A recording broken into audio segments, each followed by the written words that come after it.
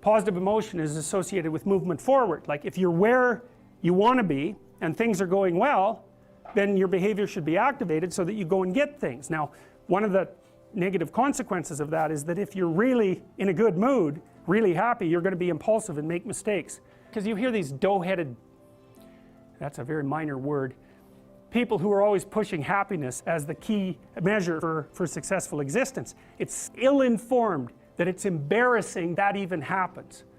Positive emotion makes people impulsive. Maniacs, for example, which is really, that's mania, bipolar disorder. If you're manic, you're one happy person.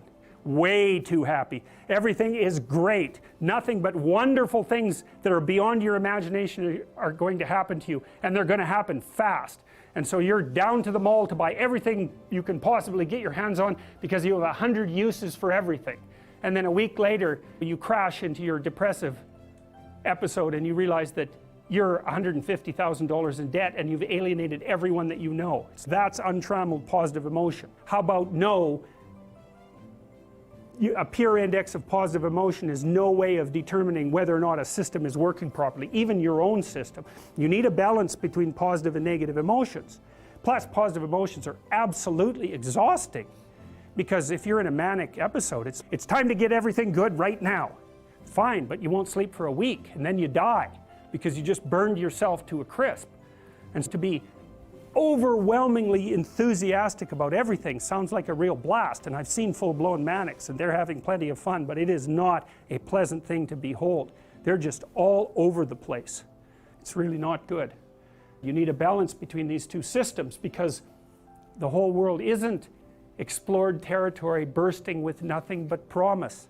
That's not the world.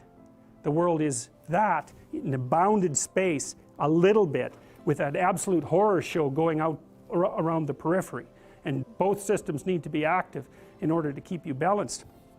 People do, unfortunately, sustain damage sometimes to the left prefrontal cortex, responsible for positive emotion, or the right prefrontal cortex, responsible for negative emotion. And if you sustain right hemisphere prefrontal damage, it makes you inappropriately happy and impulsive, and your life just goes, you just spiral downhill, because you make nothing but impulsive decisions.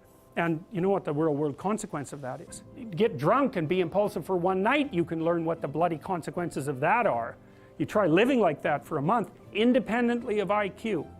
That's the other thing that's so interesting.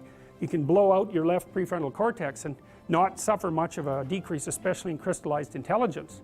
But the fact that you're running on nothing but, your right hemisphere, you're running on nothing but positive emotion is going to auger you right into the ground.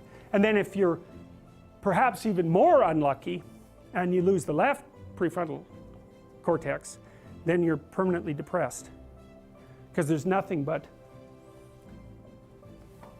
the unexplored manifesting itself. We know that if you take depressed people and you do EEG analysis, that they have predominant resting right hemisphere EEG activation.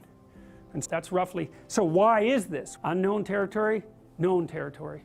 It's real enough, so that's how your brain evolved. That seems pretty damn real.